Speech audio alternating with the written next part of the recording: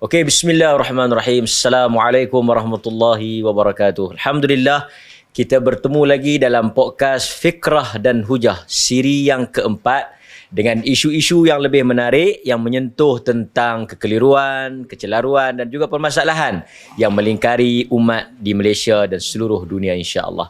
Pada malam ini kita bersama dengan tetamu tetap kita. Tetamu tetap Fikrah dan Hujah tidak lain dan tidak bukan Datuk Dr. Mufti Perlis. Apa khabar Datuk? Alhamdulillah. Tetamu tetap kita macam biasa sentiasa lewat. Malam ni beliau delay flight tapi dalam perjalanan insya-Allah bersama dengan Profesor Dr. Ruzaimi dalam perjalanan untuk bersama dengan kita insya-Allah. Dan pada malam ini oleh kerana tajuk-tajuk yang kita pilih dalam podcast Fikrah dan Hujah agak panas dan juga agak kontroversi, kita menjemput khas tetamu yang tidak asing lagi dari Bumi Tarim. Silap, daripada Bumi Perlis. Yang berbahagia Al-Fadhil Ustaz Adnin. Okey, apa khabar Ustaz? Alhamdulillah. Terima kasih kerana sudi memenuhi jemputan Fikrah dan Hujah pada malam ini insya-Allah. Dan sebelum seperti biasa dalam komen-komen di poster Datuk, mereka selain daripada ternanti-nanti tajuk dan juga panel jemputan, menu kita juga sentiasa menjadi penantian oleh seluruh penduduk Malaysia. Jadi pada malam ni Datuk insya-Allah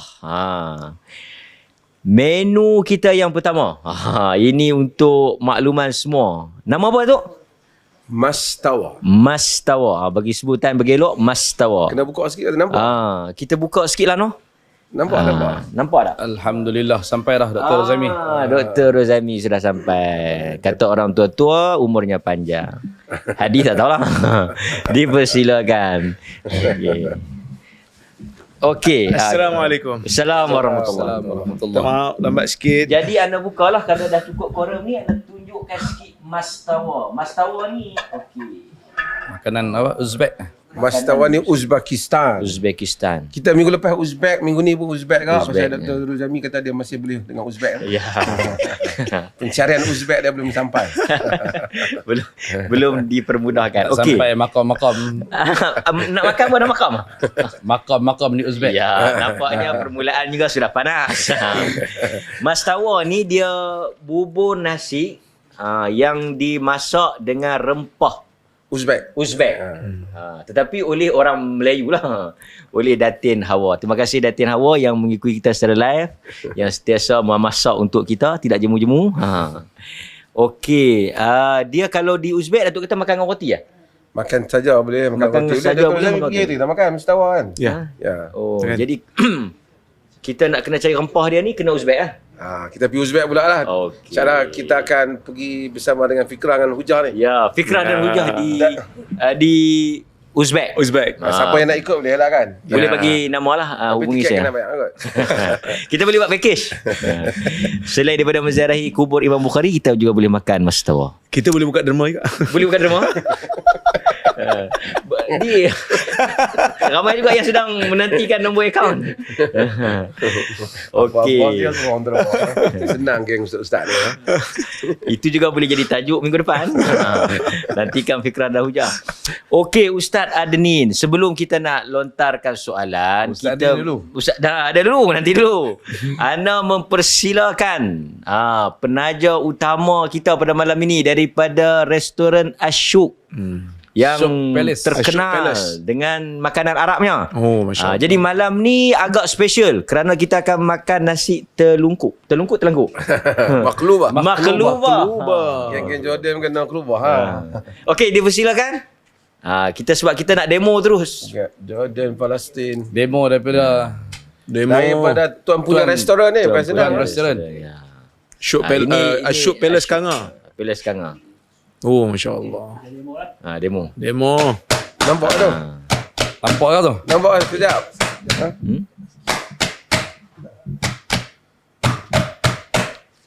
Bismillah.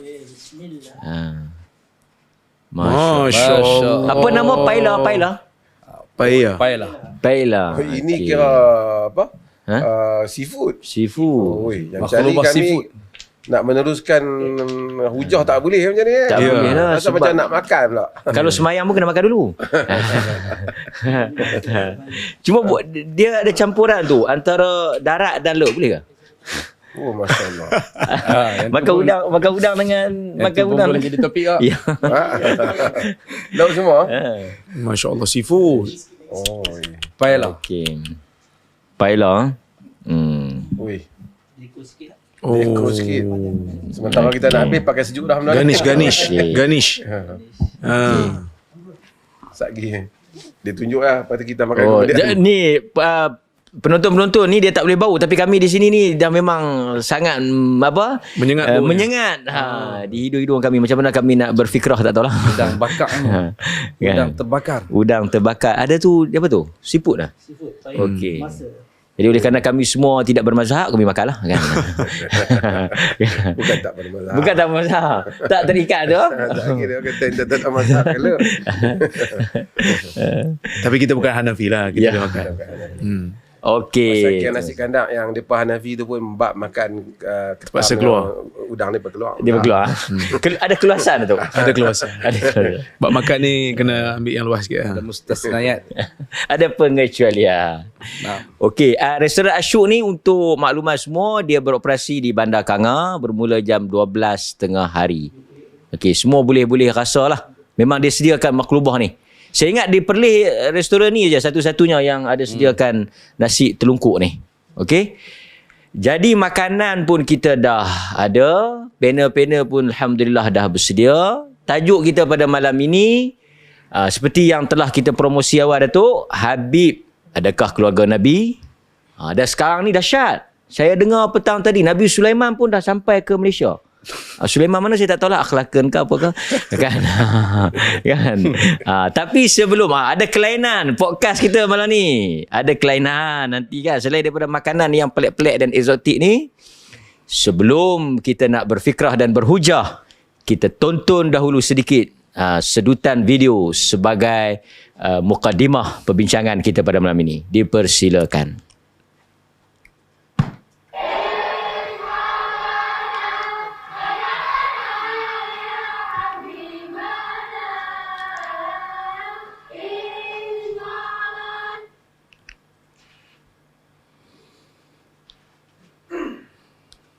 Okey. Ada sedutan lagi tak? Pendek sangat tau. Pendek sangat. Kita tak ada sempat tengok.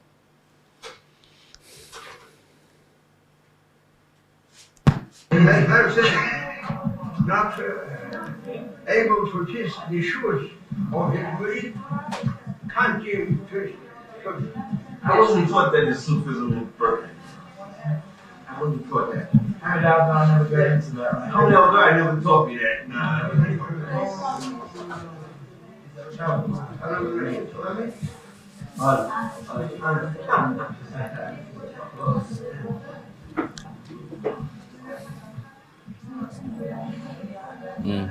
Okay.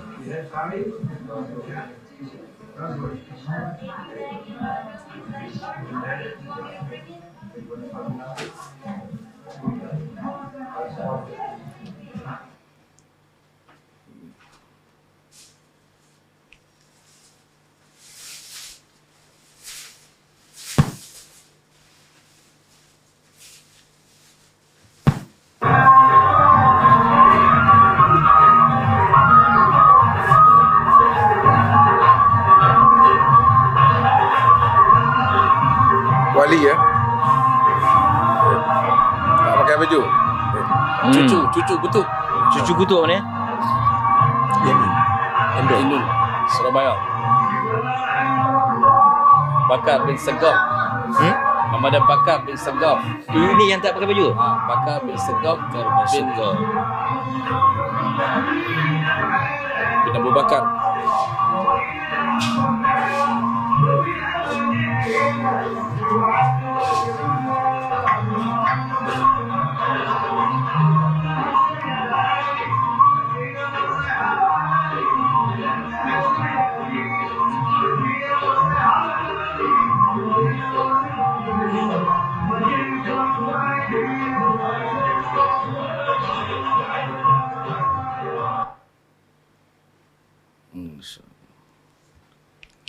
Okey.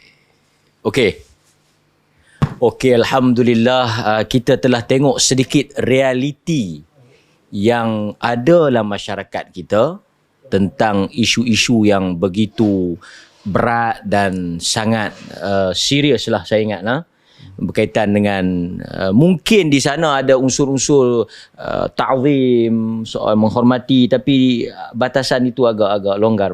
Mungkin Ustaz Adenin yang saya rasa boleh bagi, sebab kita nak ingat tetamu jemputan kita, mungkin boleh bagi sedikit lontaran pandangan awal. Kita mulakan dengan Ustaz Adenin tentang isu-isu yang kita ketengahkan dalam fikrah dan hujah pada malam ini. Dipersilakan. Baik, terima kasih Fadil Ustaz Muhammad Rizal, yang saya hormati tuan rumah Datuk Dr. Muhammad Asri Zainal Abidin, yang dihormati Rektor KUIP Profesor Dr. Ruzaimi, sidang hadirin yang dimuliakan Allah Azza wa Jal. Alhamdulillah, sebenarnya saya pun tak menjangkakan untuk berada di sini Dalam podcast kita. dalam podcast ni. Okay. Sekadar menjadi penonton di babak-babak potongan-potongan yang menarik sahaja. Cuma semalam agak terkejut apabila dapat WhatsApp daripada Ustaz Mat beritahu, Ustaz jangan lupa malam besok. Saya kata lupa apa? Beritahu apa pun tak kan? Itu keramat. Ni tak ada lambaran-lambaran peminangan pun tak ada kan? Ustaz Mat kata, Datuk kata, ni tak ada lamar dah.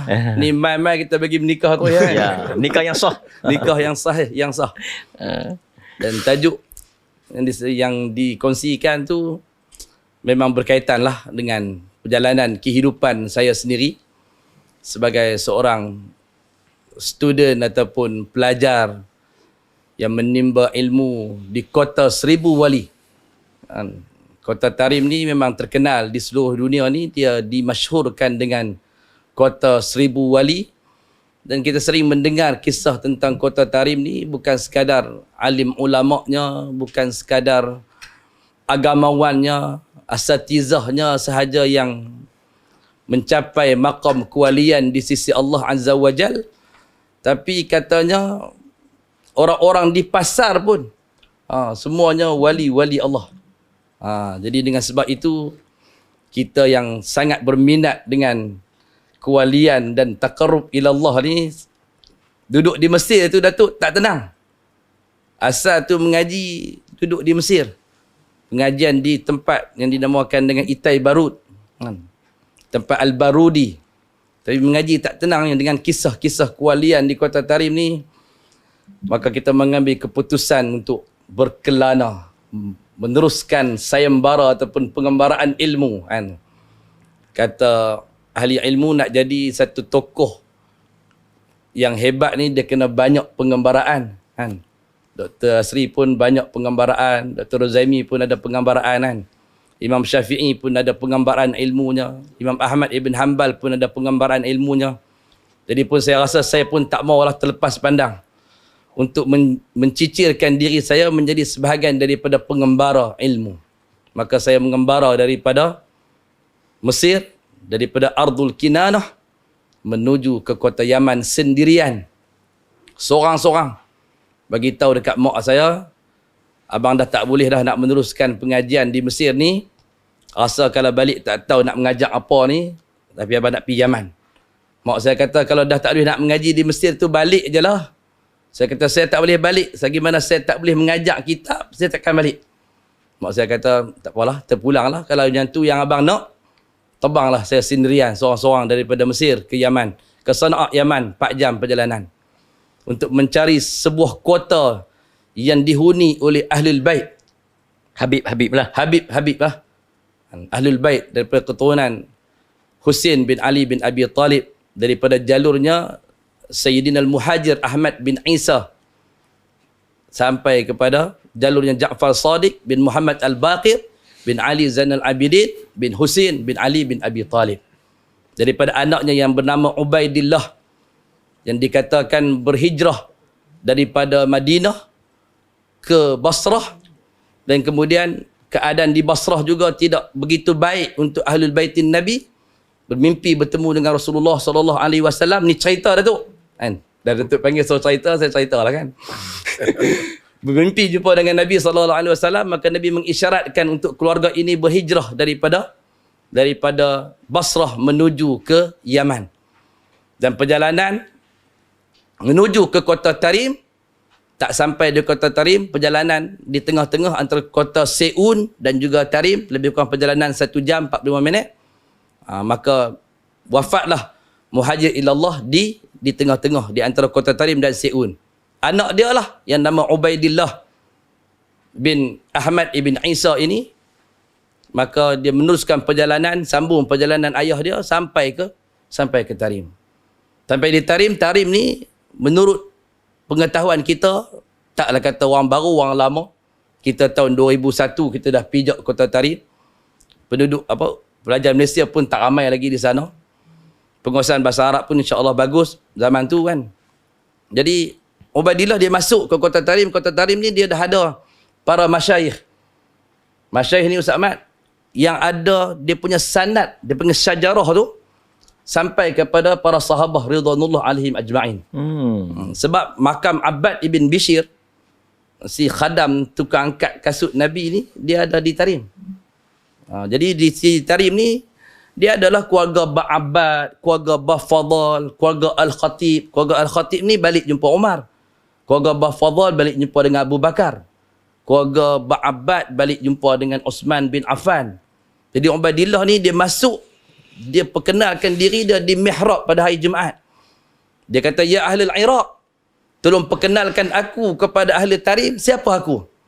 Maka mereka pun mengatakan, anta Sayyidina wa Maulana Sayyidina Ubaidillah bin Ahmad ibn Isa ibn Muhammad Naqib, sambung sampai kepada Ja'far Sadiq bin Muhammad Al-Baqir bin Ali Zainal Abidin bin Al-Husain bin Ali Zainal Abidin bin Husain bin Ali bin Abi Talib bintu Fatimah bintu Rasulullah sallallahu alaihi wasallam. Sejak itulah bermulanya delegasi Ahlul Bait di kota Tarim melalui anak dia satu orang lagi nama Alwi bin Ubaidillah. Sebab tu keluarga ni dia namakan dengan Bani Ba'alawi. Ba'alawi tu dia balik kepada Alwi. Sebab tu Sayyid ni kebanyakan banyak nama Alwi. Kita Raja Polis pun ada nama Sayyid Alwi.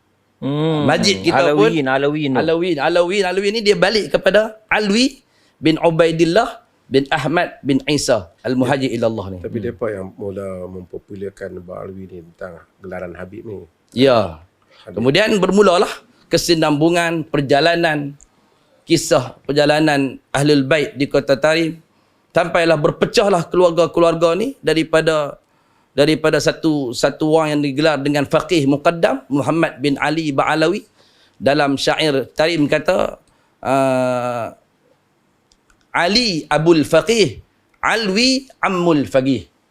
Maksud dia daripada Ali akan keluar satu jalur, daripada Pok Menakan dia Alwi akan keluar pula satu jalur. Maka mereka takkan balik kepada satu cabang lah, satu moyang.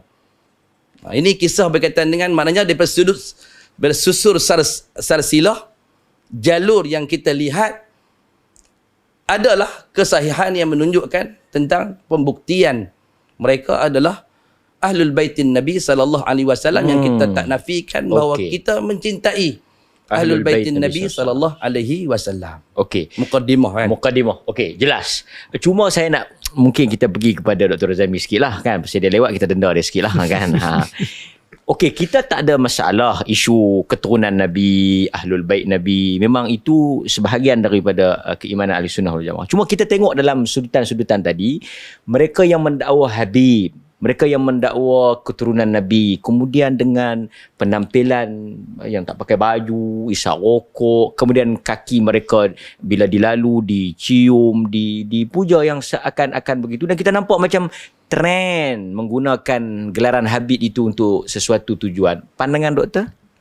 Okey, pertama dari sudut apabila nasab itu telah pun sabit, maka kita tidak ada isu, kita menghormati ahli keluarga Nabi SAW dan kita mencintainya. Dan di antara syiar ahli sunnah juga tidak memusuhi Ahlul Baitin Nabi SAW kerana kita juga mencintai Nabi. Tidak mungkin orang yang namanya ahli sunnah tiba-tiba dia membenci keturunan pembawa ataupun di mana sunnah itu terbit. Tetapi di zaman Imam Malik sendiri sudah ada bibit-bibit manusia yang cuba untuk berintisab ataupun menyandarkan diri mereka dengan keluarga Nabi SAW secara bohong. Maka sebab itu Imam Malik di antara yang mengeluarkan fatwa, sesiapa yang cuba untuk menisbahkan dirinya kepada baitin Nabi SAW secara bohong, maka hendaklah dihukum oleh pemerintah dengan ta'zir yang berat, dipukul, disebat, supaya mereka ini tidak bermain-main dengan nasab. Itu yang pertama. Yang kedua, kita kena jelas, Ahli Sunnah wal Jamaah, kita bukan satu golongan yang seperti Syiah yang mentakdiskan berlebih-lebihan ataupun mengatakan Ahlul Bait ini seolah-olah mereka ini maksum.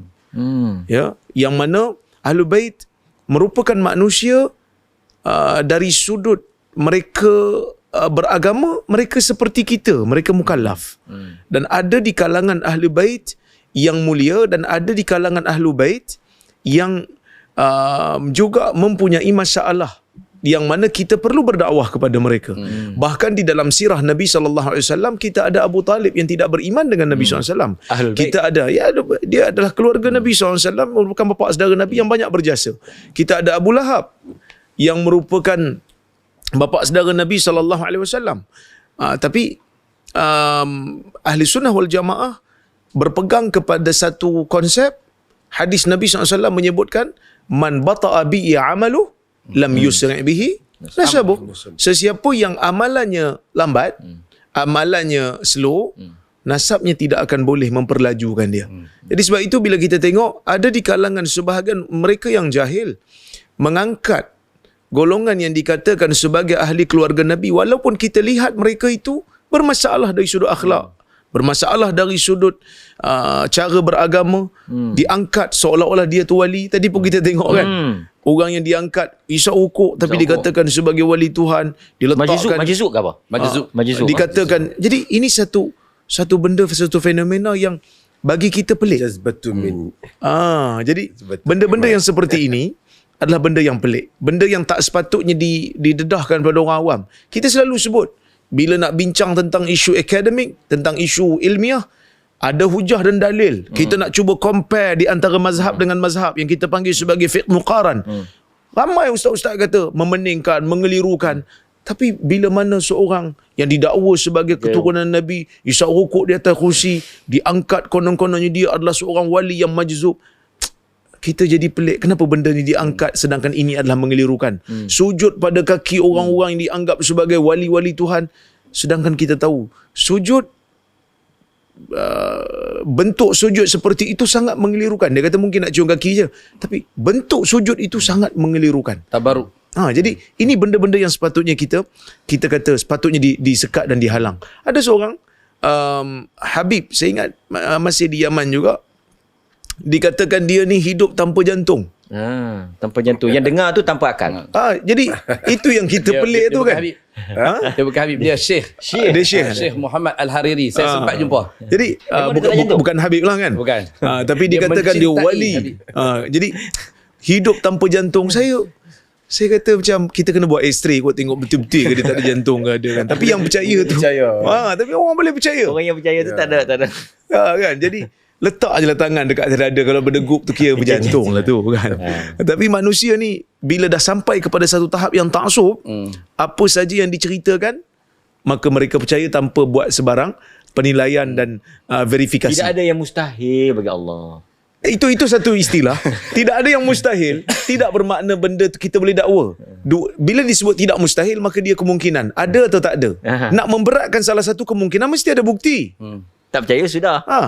Jadi ini benda yang menjadi masalah kita sekarang. Dia kata nak percaya ke tidak, wallahu alam kan. Ini benda Tapi dakwa. orang akademik cakap tau. Tapi orang akademik yang cakap ini masalah dia tu.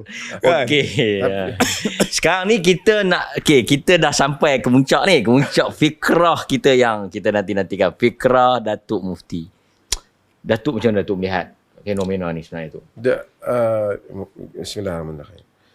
Kita ada hadapi masalah kepada orang-orang Islam awam ni. Kerana mereka ni apabila mempelajari Islam, mereka tak mempelajari al-kulliyat al-ammah, al-qawaid al-ammah Islam, kaedah-kaedah umum Islam. Allah ni Tuhan Maha Adil. Dia yang menciptakan kita dan dia memberikan keadilan pada hamba-hambanya. Kita tak pilih nasab. Kalau boleh pilih nasab, semua kita nak jadi keturunan Nabi. Kita tak pilih. Luar kawalan. Jadi manusia yang menjadi nasab dan Nabi ni dan mana-mana ialah itu adalah kurniaan Allah Subhanahu Wa Taala pada dia. Jadi itu kurniaan dia. Jadi bukan kejadian nasab itu sendiri bukan pilihan. Itu kurniaan Allah.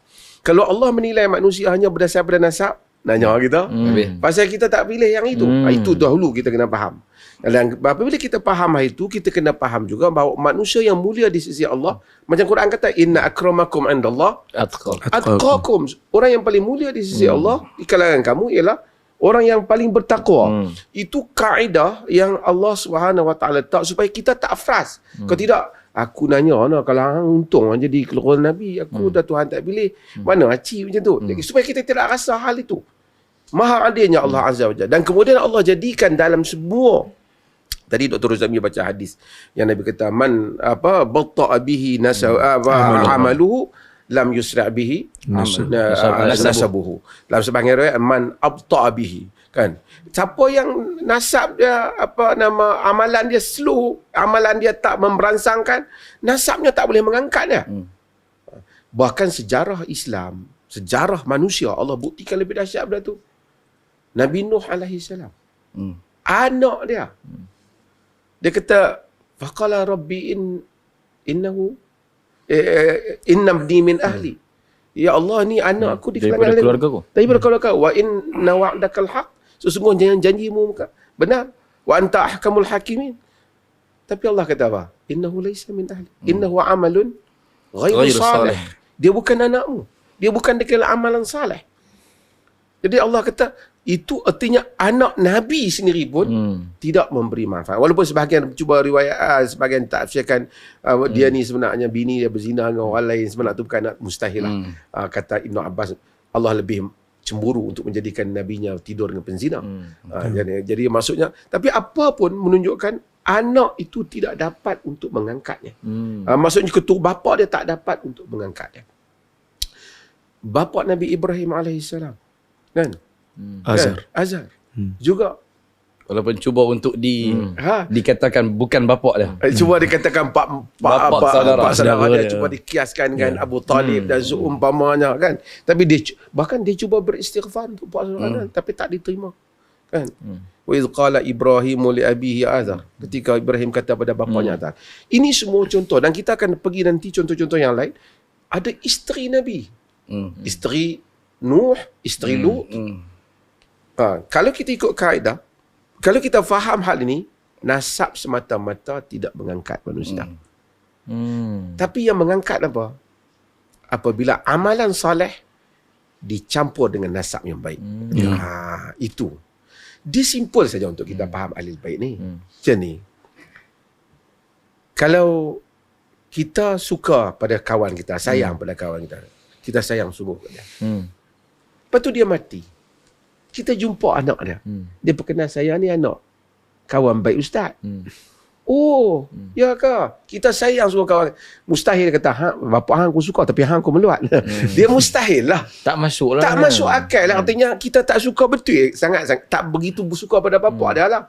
Tapi bila kita betul-betul sayang kepada Nabi, tentulah zuriat Nabi kita sayang. Itu logik dia. Mustahil. Kerana manusia macam tu lah. Bila kita sayang kat ayah dia, tengok anak dia mai, jumpa, kita sayang kat anak dia. Dan itulah, kalau kita sayang, benci kat anak dia, sedangkan kita tahu ini anak kepada orang yang kita sayang, kita boleh tahu bahawa sayang kita pada pak dia tu tak betul. Itu asasnya. Itu asasnya kenapa logiknya kita sayang keluarga Nabi. Sebab kita cinta Nabi. Sayang. Tapi kalau kita jumpa satu anak kawan kita ni orang soleh. Jumpa anak dia. Anak dia tak betul. Tak macam kita tahan ni awak tak jadi macam pak. Kan kau kenapa tak jadi macam bapakmu?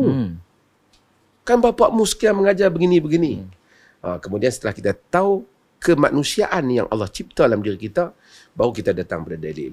Dan dalil juga menunjukkan Nabi suruh kita cinta keluarganya. Azkurukumullah fi ahli baiti. Aku ingatkan kamu dengan nama Allah tentang kaum keluarga aku kan. Kemudian ada ayat innama yuridullah liyuthiba ankum rijsa ahlil bait yutahhirukum tathira. Cuma kita nak bahas pula siapa dia ahlul bait ni. Ini pun mungkin lagi kita kena bincang siapa ahlul bait ni. Kan? Sekarang ni ahlul bait ni ahlul bait yang cuba diangkat. Kita tak ada masalah mengangkat anak keluarga Ali. Anak-anak Fatimah dan Ali memang itu pun ahlul bait. Tetapi mengangkat dalam istilah umum ni panggil ashabul kisah ataupun orang-orang yang yang mana Nabi letakkan selendang tu di atas mereka ni yang terdiri daripada ahli kisah ni iaitu Fatimah, Ali, Hasan dan Husain. Syiah dia tarkiskan, dia fokuskan pada mereka ni saja. Tapi Syiah kita pun nampak kadang-kadang macam nak jadi macam tu. Sedangkan Ahlul Bait ni dia rangkumi banyak. Dia merangkumi isteri-isteri Nabi. Ahlul Bait. Dia merangkumi Ali tentu dah. Kemudian bila ditanya Imran bin Husain tanya Zaid bin Arqam, dia sebut Alu Ali, lagi Alu Aqil, Alu Ja'far, Alu Abbas, kan? Kemudian Banu Hashim, mereka yang hurimu as-sadaqat alaihim. Mereka yang diharamkan sedekah. Mereka Ahlul Bait. Dan kita tengok praktik Nabi masa hayat Nabi. Ali, keturunan Ali ni dahlah keturunan Bani Hashim, menantu Nabi, kahwin dengan anak Nabi sayang, daripada anak dia tu yang diangkat. Tapi Nabi bila Nabi nak wafat, Nabi tak suruh Ali dia khalifah. Nabi suruh muru Abu Bakr fal yusalli bin nas. Suruh Abu Bakar dia sembahyang. Dan Ali dia tak melebihkan. Bukan maksud kita tak muliakan Ali. Semasa zaman apabila Ali tak ada, apabila Abu Bakar tak ada, para sahabat tak pergi pada Ali dulu. Mereka pergi pada Umar. Umar sendiri kalau dia masa dia ditikam, dia teringat siapa? Abu Ubaidah. Maksudnya bukan meminggirkan Ali, tetapi hulu ni tak ada. Hulu yang macam sedang diangkat ni, unsur ni ada naz'atut tasyayyu'. Ada pengaruh kesyiahan. Saya bukan kata dia Syiah, tapi naz'ah tu, bau tu ada. Seolah-olah nak fokus pada satu, dan seolah-olah kalau hang ulama terang mana pun tak apa nak jadi, hang kena keluarga Nabi. Kemudian dah hang keluarga Nabi, dia nak angkat benda-benda macam lain. Dia nak angkat bab karamat, bab ajaib, bab benda besar, kesucian. Ini yang kita susah hati. Bab nak sayang keluarga Nabi tak payah hajak. Yani Allahumma salli ala Muhammad wa ala ali Muhammad. Daripada kecil memang kita baca dengan penuh rasa kasih sayang kepada keluarga Nabi sallallahu alaihi wasallam. Kadang tak ada ilmu pun, tapi kalau mengaku keluarga Nabi diangkat juga sakan kan, dikupas-kupas udangnya. Itu yang kita tak tahu siapa nak kupas udang kita ni. Kita ada udang ni tapi tak tahu siapa. Man da'a qauman laisa lahu fihim falyatabawa maq'adahu. Yani soal nasab yang palsu. Nasab maksud siapa yang mendakwa nasab yang palsu, dia siap tempat duduk dalam neraka. Okey, Ustaz ada ni mungkin boleh tambah sikit apa yang disebut oleh Dr. Rara ataupun oleh Datuk Mufti. Mungkin ada respon pada orang yang hidup dalam kalangan para habaib ni. Nak respon yang mana? Kita respon yang Dr. Razami dulu. Okey. Berkaitan dengan perkara-perkara yang dilakukan lah kan. Dan kita kaitkan sikit dengan tasyayuk yang disebutkan oleh Datuk tadi kan. Perkara tu tidak ada siapa pun boleh menafikan. Tidak ada siapa yang boleh menafikan bahawa apa yang berlaku di dalam ajaran habaib ini ada padanya tasyayuk. Ada, no? Ada. Seperti maulid. Seperti ini pengakuan panas, okey. Kubur lah yang paling mengerikan lah. Maksud kubur tu macam mana? Kubur boleh definekan sikit. Kubur ni upacara ritual di kubur. Yang dikatakan ziarah makam Hud apa tu? Macam tu? Tu Hud satu hal. Yang ni kubur Bali. Hud memang diziarah. Kami ziarah setahun 2 kali. Setahun 2 kali? Setahun 2 kali. Kita ziarah pada bulan Syakban dan kita ziarah pada bulan Muharram. Ada kepercayaan apa-apa? Oh, dah jadi moderator pula ni. Saja tanya. Tak apa. Berminat. Boleh? Saya kita tegak jadi panel. Kepercayaannya adalah sebab salaf Alawiyin menziarahi makam Hud. Itu saya. Tapi kubur para nabi ni Itu tak ada je. siapa yang dapat sabitkan dengan kubur Nabi Muhammad. Itu point yang itulah macam kita sebut tadi lah, bila kalangan akademik sendiri pun mempercayai benda tu dan dia berhujah dengan benda yang sama berkaitan dengan mimpi dan berkaitan dengan apa, dengan yaqadhah. Nanti kan ada kisah di kalangan Ahlul Tarim masyhur bahawa Nabi Allah Hud ziarah faqih muqaddam. Nabi Hud ziarah Ziarah faqih muqaddam. ziarah Secara yaqadhah. ya qadha. Ziarah dan bagi tahu dekat faqih muqaddam, illam tazurna zurnak. Kalau hampa tak nak mai ziarah aku yang akan mai ziarah hampa. Jadi faqih muqaddam dihimpun anak cucu cicit dia malu kepada Nabi Allah Hud. Jadi kita jangan biar Nabi Allah Hud keluar daripada kubur lah. Kita biar dia stay di kubur tu. Jadi kita kena pergi kat dia. Kita pergi kat dia. Okey. Maka ziarah tu dia bermula pada bulan Sya'ban. Dia ada sempena Dr. Azmi. Dia ada sempena dengan tazkiyatun nafs. Menjadikan lembah Hud tu sebagai tempat penyucian jiwa, tempat isti'dad untuk istiqbal Ramadan. Jadi, Apa yang dibuat? kita pergi situ, kita akan beribadat lah. Oh, tak ada mandi-mandi tak ada lah. Ada.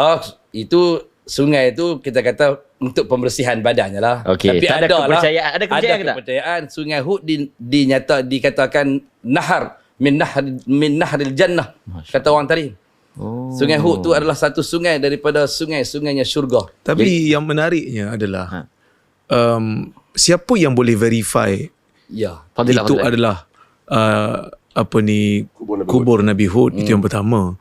Yang keduanya bila disebut kota 1000 wali ni kan, siapa yang verify? Ke sendiri self claim je? Sendiri yang claim? Masing-masing claim je.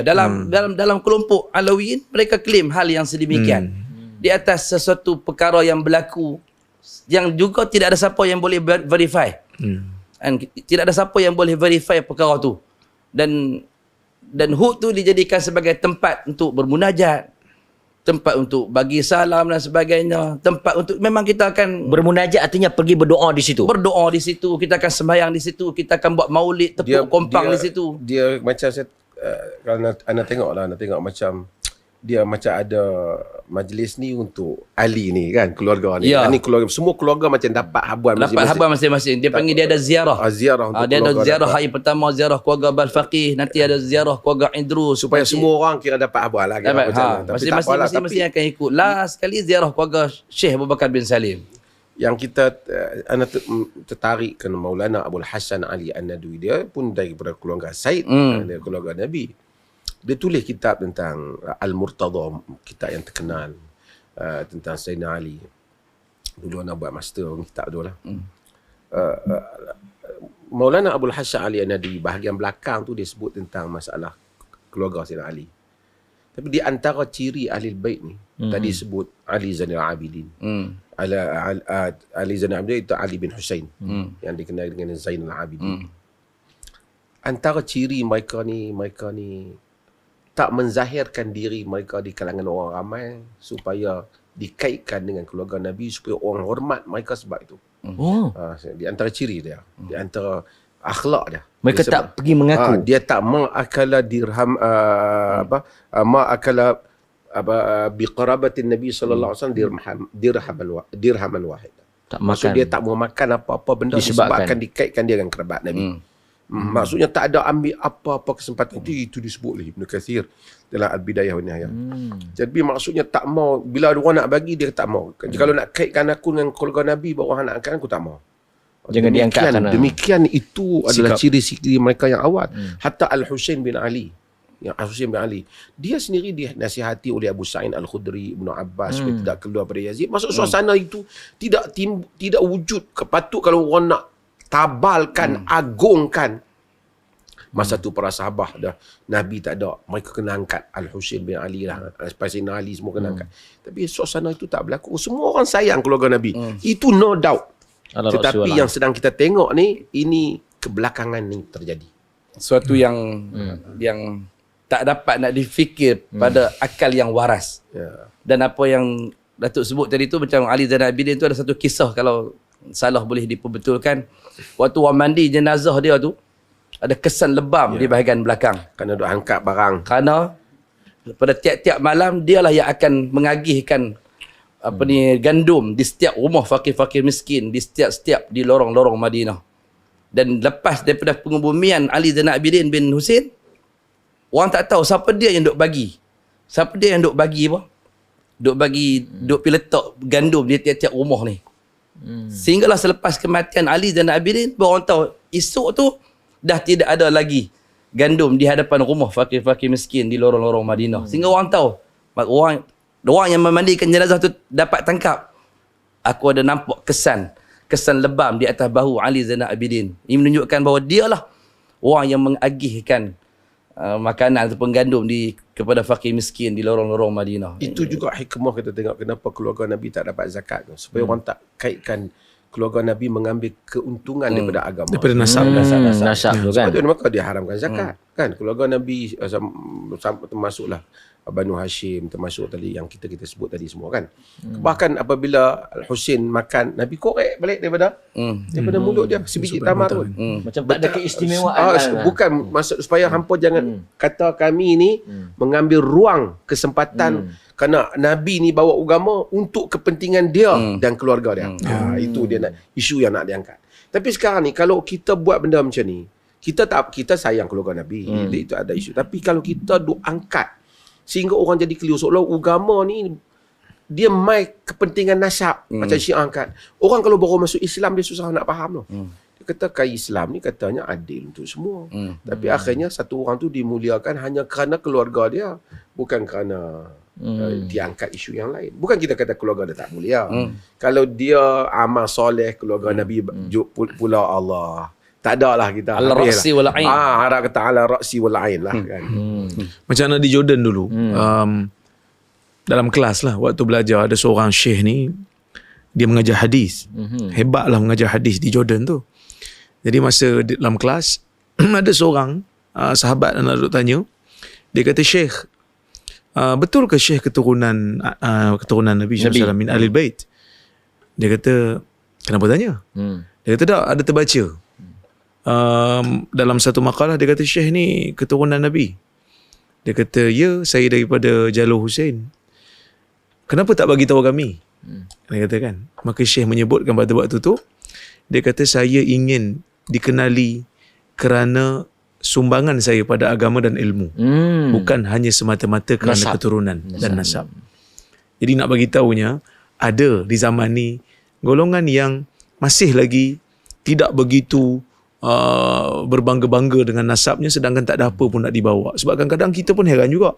Diangkat, tapi bila sampai dibawa ke sana, dibawa ke sini, tetapi dari sudut sumbangan ilmu tu tidak begitu jelas. Sedangkan kalau betul mengeluarkan modal yang banyak nak membawa seorang tokoh ke negara kita ni, sepatutnya dibuatlah pembacaan kitab ataupun buat daurah ilmu supaya manusia boleh mengambil manfaat kan. Tapi bila kita tengok tak nampak signifikan sumbangan terhadap ilmu tu, melainkan hanya diangkat wajah yang cantik, yang handsome, keturunannya. Bukan kita benci. Macam tu ramai.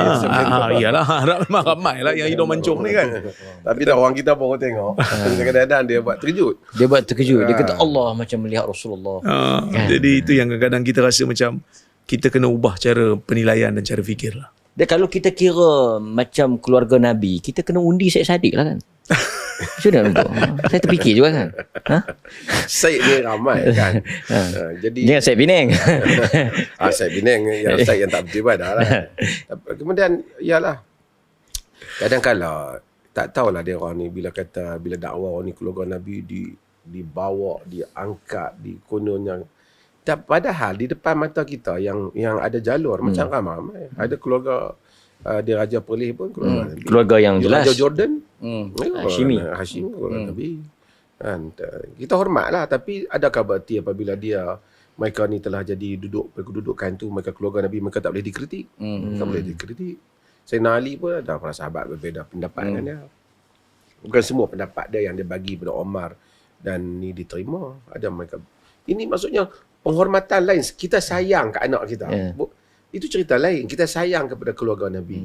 Itu cerita lain. Sayang ni duduk dalam diri kita. Kita hormat kalau ada apa-apa. makan antara kita dengan dia, kita bagi dia dulu. Yang tu tanda hormat lah. Kan, kalau ada laluan kita nak lalu, Allah teringat ni, Allah ni lah nak cucu Nabi kita. Kita hormat dia dulu. Itu tanda hormat. Tapi dalam bab agama, kita tak payah kata walaupun dia cakap salah tapi keluarga Nabi kita tak salah kata apa.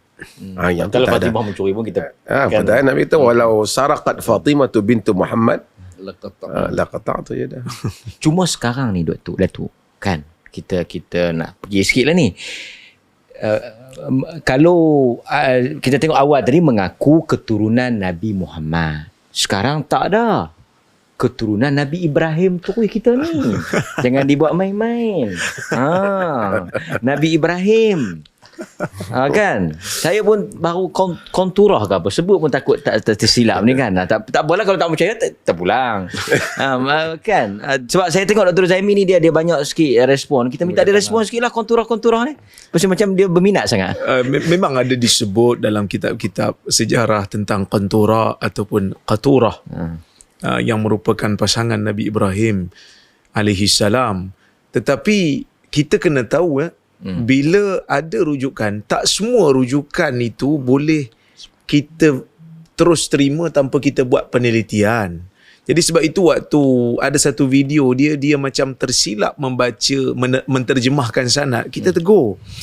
Jadi teguran yang kita beri itu memanglah teguran yang kita rasa lunak dah bahasa tu. Tapi kerana kita bersangka baik pada awalnya. Tapi bila kita tengok dengan apa yang disebarkan oleh Profesor Salehah ni, kita rasa kita perlu lakukan penilaian yang kritikal terhadap dia, yang kritis terhadap Dari dia. sudut akademik. Dari sudut akademik. Sebab apa?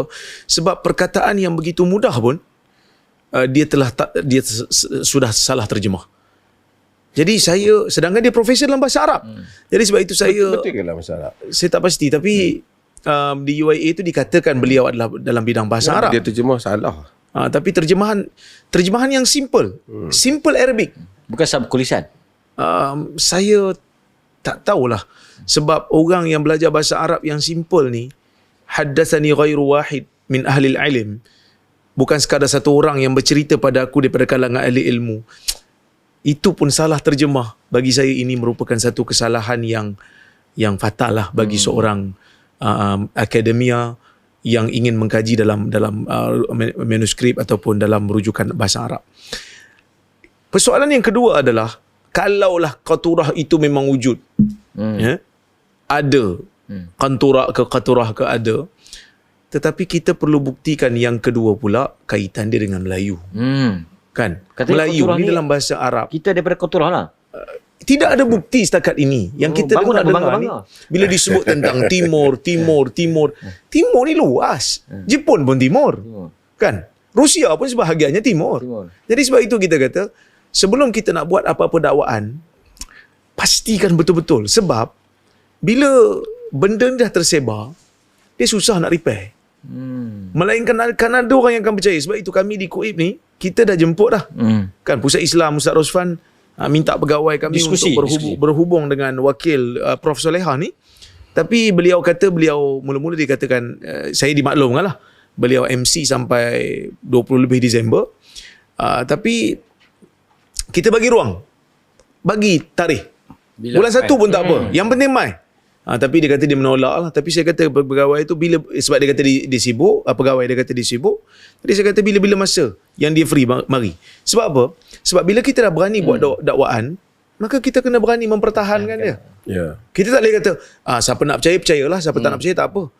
Sebab kita berhadapan dengan manusia yang tidak boleh menimbang mana satu fakta, mana satu auta.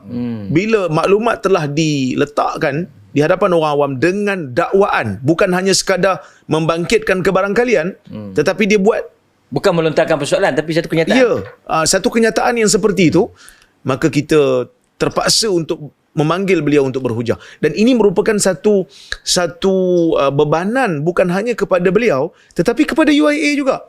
Kerana UIA adalah satu institusi pengajian tinggi yang mengiktiraf keilmuan dan kesarjanaan. Dan tidak wajar satu pensyarah universiti yang bernaung di bawah UIA, kerana Datuk alumni UIA, Ana juga alumni UIA, kami juga merasa terpanggil untuk bagi kata UIA kena ambil tindakan kalau berterusan begini. Dan ada juga profesor-profesor di bidang sejarah yang dah mula bangkit dan Ya. jawab dakwaan-dakwaan. Ya.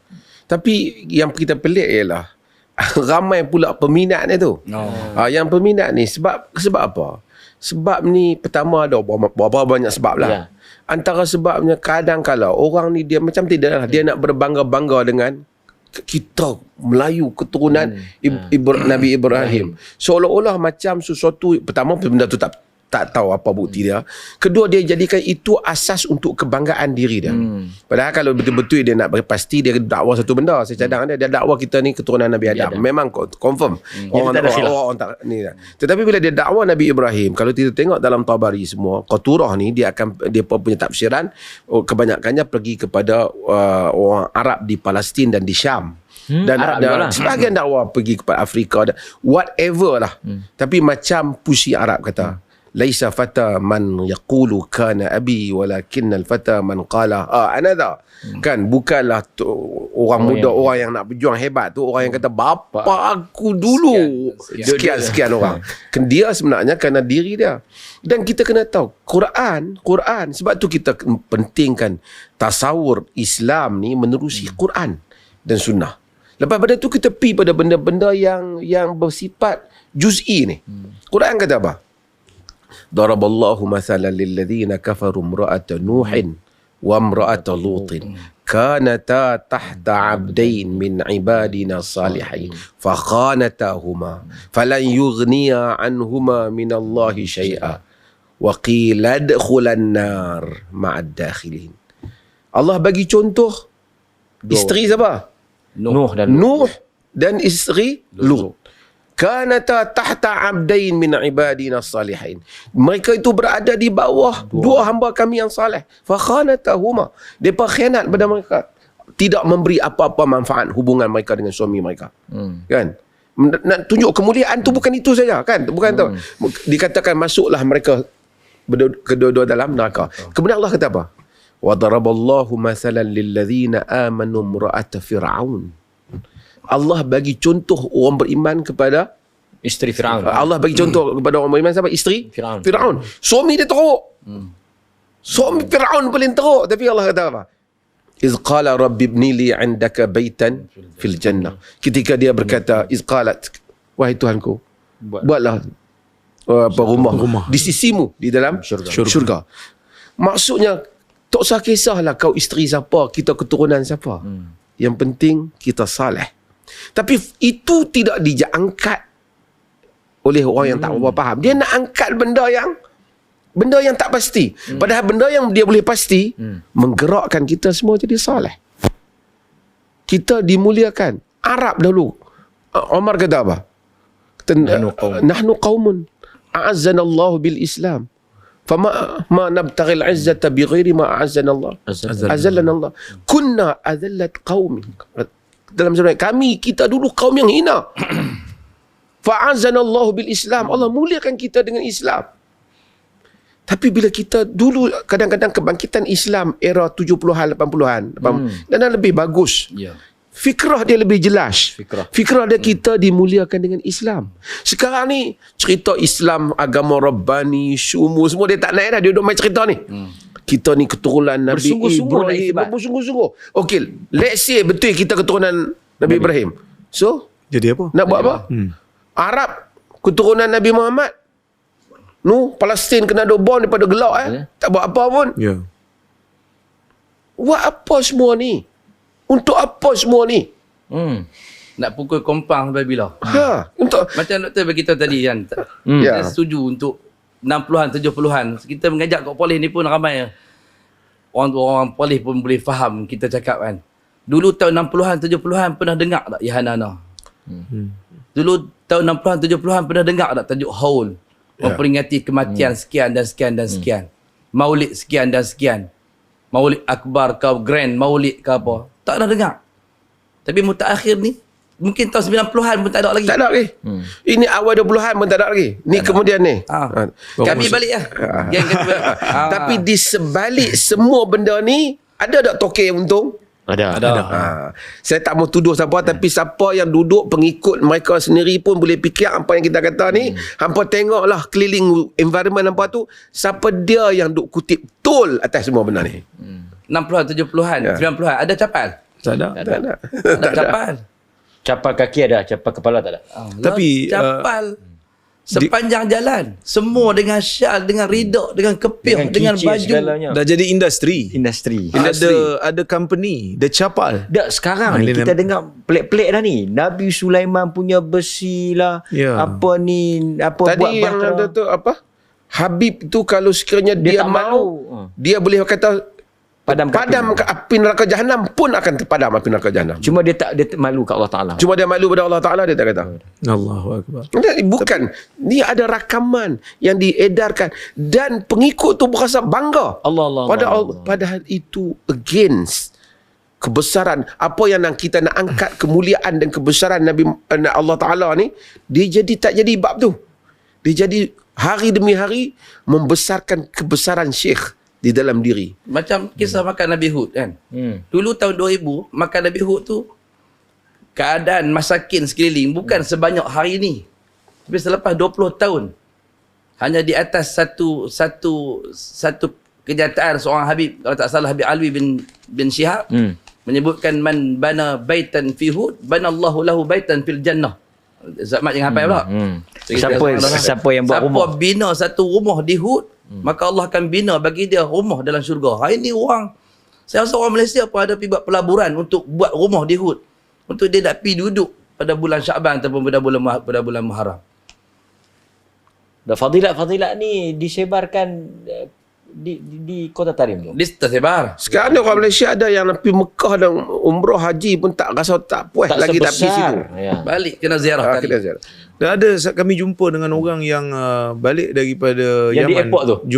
Jumpa di airport. Dia sebut, dia kata, lepas ni baru saya nak pergi umrah. Kerana guru saya pesan, sebelum pergi umrah, singgah Tarim dulu. Ramai tok guru kita di sini yang sebut macam tu. Dia kata, kenapa kena pergi Tarim? Dia kata, cuci jiwa dulu.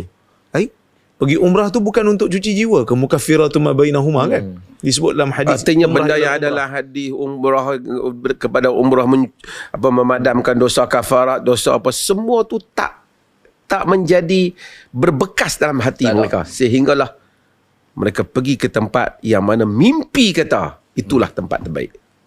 Mimpi tu pun bukan mimpi mereka. Mimpi orang yang dakwah dia mimpi. Ya. Siapa pun tak boleh nak verify mimpi. Ya. Siapa pun tak boleh nak mengesahkan setiap hujah dan juga kenyataan. Siapa yang nampak dan siapa yang mula buat, siapa dan sekian. Setiap tahun akan berlaku perubahan dan perubahan. Sampai hari ni kubur dah jadi yang macam apa kita pun tak tahu kan. Budaya. Dan benda tu sekarang dibawa masuk ke Malaysia kali sikit. Lama-lama kita boleh jadi macam India dengan Pakistan. Kalau kita tak ni. Sebab ada ditulis dalam sebahagian daripada buku aliran Sufi ni yang mengatakan menziarahi kubur yang dipanggil sebagai kutub. Nak lupa nama dia. Tapi dikatakan, dinukil dalam kitab dia. Dia kata ada syekh daripada Maghrib mengatakan pergi ziarah kubur kutub tersebut, wali kutub tu lah. Dia punya ganjaran seperti melakukan haji berkali-kali. Jadi nak pergi haji buat apa kan? Benda tu idea tu yang Syiah punya idea. Di Karbala tu.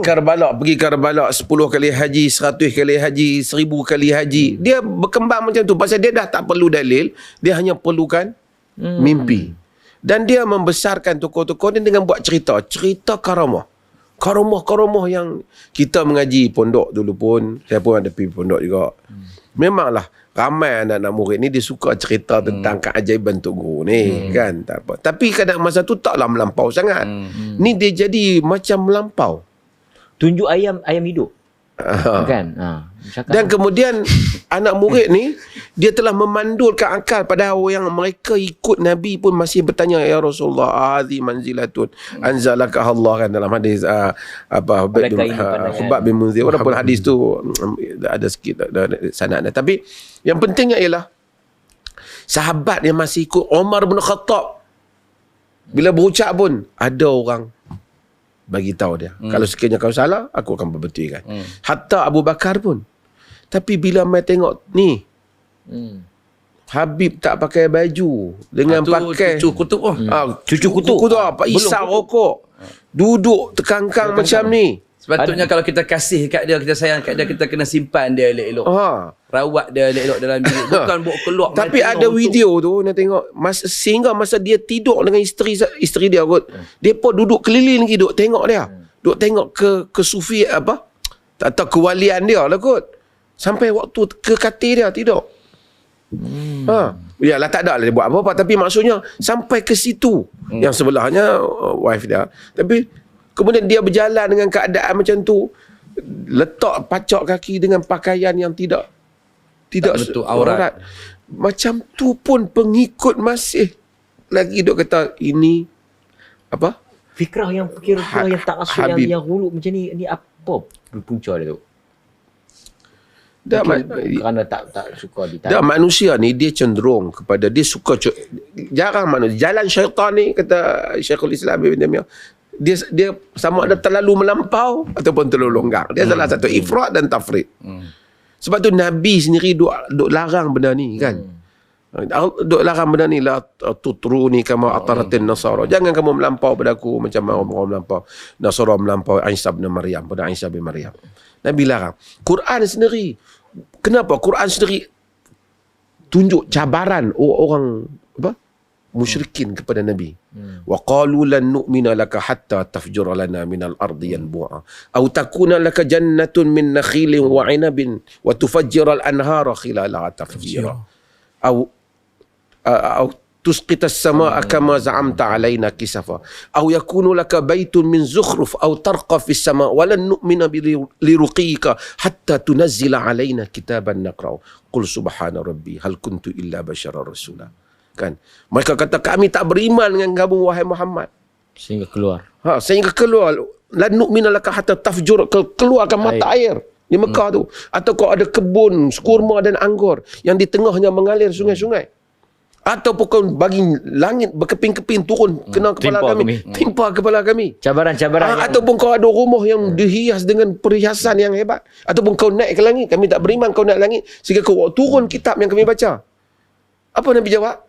Dia hanya seorang rasul manusia. Maha suci Tuhan aku ni basyarar rasulah.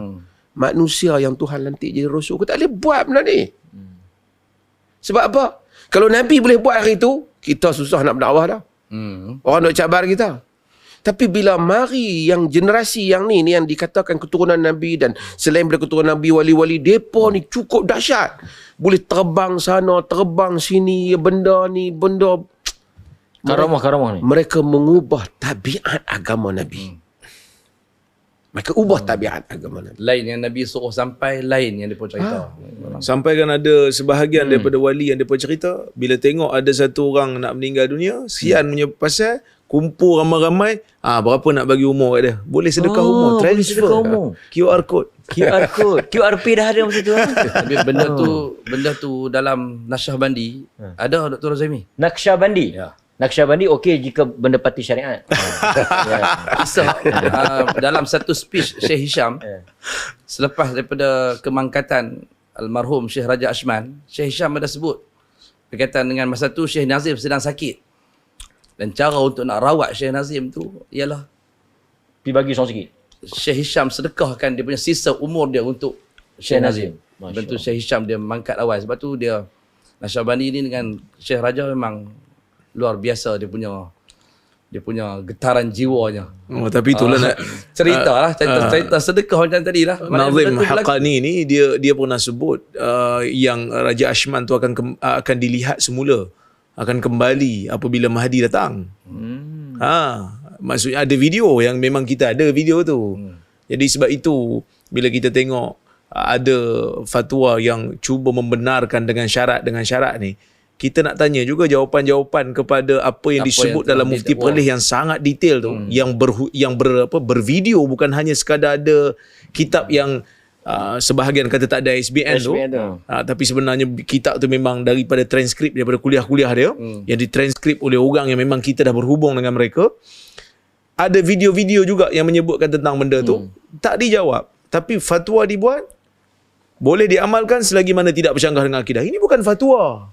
Kalau tu akam betul boleh balik. Semua tidak semua boleh. semua Syiah hak boleh mana akam diamalkan. buat sikit dibandingkan yang Syekh Ayah Nazim tu pin buat. pun boleh balik. Ayah pin boleh Jika tidak amal. bercanggah. Jangan salah. Syiah boleh diamalkan jika tidak bercanggah dengan akidah. Apa pun boleh buat. Apa pun kita boleh buat. Ini bukan fatwa. Ini seolah-olah memberikan satu lesen kepada orang awam untuk buat penilaian sendiri. Fatwa sebenarnya adalah satu keputusan setelah kita analisis. Sebab itu, bila kita sebut macam ni, dia orang kata, jangan kacau lah pasal diri orang.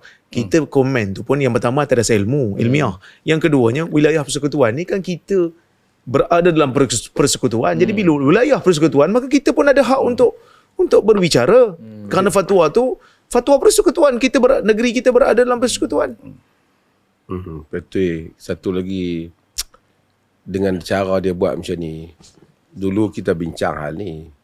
Yalah, tapi benda ni mesyuarat kan. Salah satu alasan kenapa setelah lama berpuluh tahun dah hakim duk kata tak boleh, nak boleh. Salah alasan, keseluruhan alasannya ketika itu kerana ada pihak atasan tertentu meminta supaya fatwa ni diubah. That's all.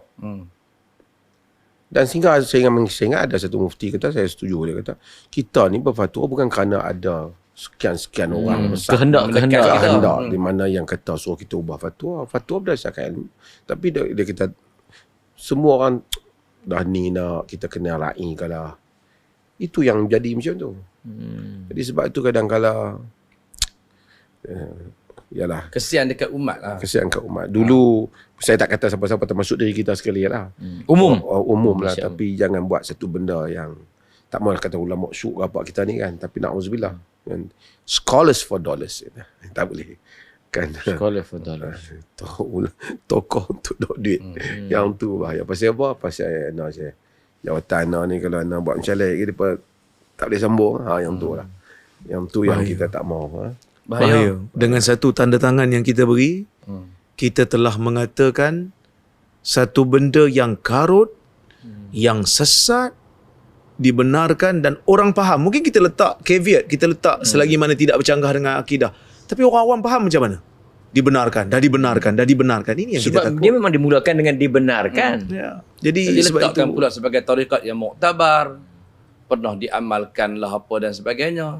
Kita bukan tajuk macam hari ni orang kata kita kepanasan, Wahabi kepanasan, Wahabi fras lah apalah. Ini kita selalu beritahu dalam kuliah kita bukan tajuk kita fras. Kita sekarang kita dah terlanjur dalam dunia tu. Lepas tu saya sebut semalam yang dipekat masuk dalam surah sunnah kan. Ustaz, ada ni ada 3 sanad. Kita mencari, kita mengembara. Kita baiat di rumah di zawiyah Syekh Raja Ashman di Bukit Damansara. Kita baiat dengan Syekh Hisham di rumah Dr. Zul di Pulau Pinang. Tak puas lagi 2 sanad. Nak cari lagi Syekh Adnan mai pula di Bukit Damansara. Terbang pergi pula nak cari Syekh Adnan, nak ambil cuma dengan Syekh Nazim tak sempat. Kita pun boleh nak Syekh Nazim boleh. kita pernah lalui benda tu. Kita mencari jalan tazkiyatun nafs tu. Kita cari jalan penyucian jiwa. Kita pernah berzikir Allahu Allah haq, Allahu Allah haq. Kita Allah Allah Allah Allah Allah Allah. Siapa boleh nafikan rentak yang saya baca ni bukan daripada Nasyabandi? Hu.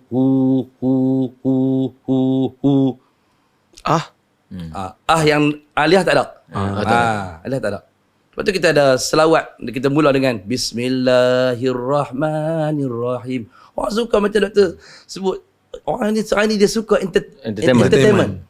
Bila masuk satu majlis ada roh. Bismillahirrahmanirrahim. Bismillahirrahmanirrahim. Bismillah. Ustaz Mat, Ustaz Zilak, main baiat dengan Dengar pun nak telentok ni. Last tutup dengan selawat. Selawat pun sedap. Allahumma salli ala sayyidina Muhammadin nabil ummi wa ala alihi wa sahbihi wasallam. Allah. Tapi kita bukan isu zikir-zikir ni. Sangat nak ada kepercayaan. Kepercayaan bentuk tu. kerja buat semua tu. Ya, tapi dia ada dalam masa yang sama kita ingatkan juga orang-orang yang tak ikut benda-benda ni. kita dalam Islam bukan badil, kita dah ada zikir-zikir yang banyak. Kadang-kadang dia rasa dia kosong seorang tu. Kita kosong tu pasal entah punya pilihan. Padahal zikir kita kuliah kita ajak zikir. Kita pagi petang baca, kita pun ajak kalau boleh zikir sehari biarlah sampai beribu zikir kalau boleh. Pagi duduk nak pergi kerja ke duduk seorang berselawat biar beratus kali selawat sehari. Beribu istighfar. Itu memang kita ni, dan setiap orang yang melakukannya dia akan merasai nikmat ruhi tu dalam diri. Tapi bila dia yang tu pun tak buat, benda duduk tengok orang tu buat, dia rasa dia nak pergi cari kat situ pasal dia rasa dia kosong. Hang kosong pasal hang tak buat sunnah tu. Cuba hang buat yang sunnah tu. Tapi satu lagi nak cari yang rare tu. Yang ni yang isu tu lah, isu zikir-zikir Nabi ni dia tak rare. Mari yang zikir-zikir Tok Syekh ni. Oh, dia kena ada sanad tu. Sebenarnya zaman dulu ada satu golongan, memang golongan pemalsu hadis. Dia nak baca hadis yang biasa tu, dia rasa macam alah ini terlalu masyhur hadis-hadis macam ni, maka dia baca hadis palsu ni lil ighrab. Nak bagi orang rasa macam wow. Dia ada wow factor tu. Wow factor kan. Dia lebih sikit pada orang lain. Ya. Memang ada lah. Akhirnya macam perjalanan kita lah, tak tahu lah orang nak tanggapi apa, tapi kita tak ada rasa apa kan. Kita kosong dalam pencarian, kita rasa kita jauh. Bila kita jumpa hadis-hadis macam Nabi kata ittabi'u kan, ikut wala tabtadi'u. Jangan. Kalau lah benda tu baik, ada bentuk lafaz khatam zikir khawajagan yang ada dalam Nasyabani ni, jika betul kan, kalau betul mesti dia damai dengan riwayat-riwayat yang ada dalam Bukhari, Muslim ke apa ni. Nak cari sanad pun tak jumpa, sanad terputus kata kan. Sanad kepada zikir-zikir tu, sanad kepada guru ke guru lah. Nasyabani kan pun pecah berapa cabang, dengan mujaddidinya, khalidinya, dengan kemudian akhirnya kita nak siapa yang nak terima amalan ni, kan? Tok guru kita ke siapa ke kan? Akhirnya terima ni kita kena tahu Allah Ta'ala. Wakil dia tu Nabi kita Muhammad. Nabi dah kata laqad kafaitum. Semua ni dah yang Nabi tinggal ni semua dah sempurna lah. Bila fikiran tu tak ada, dia tak boleh, dia tak betul kompas dia tu. Tapi bila fikiran kita tu ada tentang betapa perlunya mengikut sunnah ni, kita buat apa-apa kita akan teringat. Kita nak satu, kita nak takbir, kita teringat macam mana lah hadis. Kita nak sujud, kita teringat macam mana itu Nabi fikrah sujud. Yang sepatutnya. Dia sentiasa kita akan berbalik Nabi buat macam mana. Kita nak baca walaupun nama mazhab ada, kita tahu mazhab pun ambil daripada, tapi kita nak tahu, nak dengar sendiri macam mana hadis tu Nabi buat supaya kita nak follow.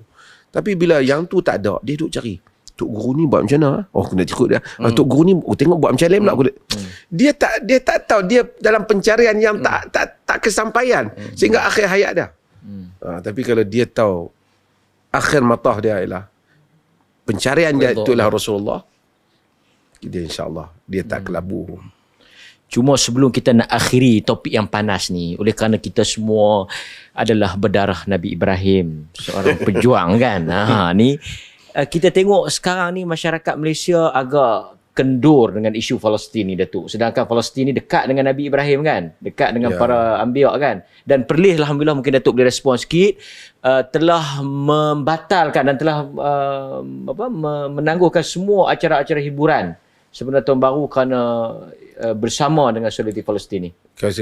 Saya ucapkan tahniah dan terima kasih kepada kerajaan negeri tadi dalam Dewan Undangan Negeri yang Muhammad Menteri Besar menyatakan bahawa saya sebagai sama-sama merasai penderitaan rakyat Palestin. So tidak ada hiburan-hiburan pada malam sambut tahun baru.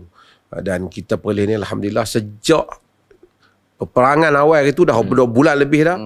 Kunut nazilah kita tak berhenti lah. Tak berhenti. Kerana kita menganggap lagi mana bala tu ataupun masalah bencana itu tidak berhenti, kita akan meneruskannya.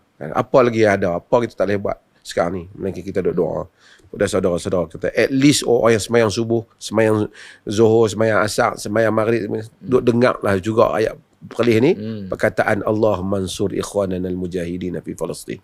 Tolonglah saudara kami mujahidin di Palestin. Alhamdulillah. Jadi kita telah mendengar satu kupasan yang menarik dan kita ucapkan tahniah kepada seluruh rakyat Malaysia. Saya tengok sehingga kepada saat akhir Ya, 2,000 lebih. kekal 2,000 lebih kalau tengok pada 3-4 channel tu. Alhamdulillah sangat walaupun kita pada episod yang keempat, doakan kami istiqamah dengan tajuk-tajuk yang lebih mencabar, panas untuk memberikan pencerahan, fikrah yang jelas dengan hujah yang lebih mantap. Sebelum nak tutup ni ada satu menu akhir, buah-buahan. Yang ni semua kita import malam ni. Daripada Uzbek, daripada Arab ni, yang buah ni tak tahu daripada mana. Terima kasih Haji Hamid. Semoga sumbangan Haji Hamid dengan hati yang ikhlas dan redha kami makan sekali lagi insya-Allah. Jadi mudah-mudahan kita semua bertemu lagi dalam Fikrah dan Hujah siri kelima dengan isu yang lebih menarik, fikrah yang jelas, hujah yang mantap dan ilmiah. Sekian, Assalamualaikum warahmatullahi wabarakatuh. Waalaikumsalam warahmatullahi wabarakatuh.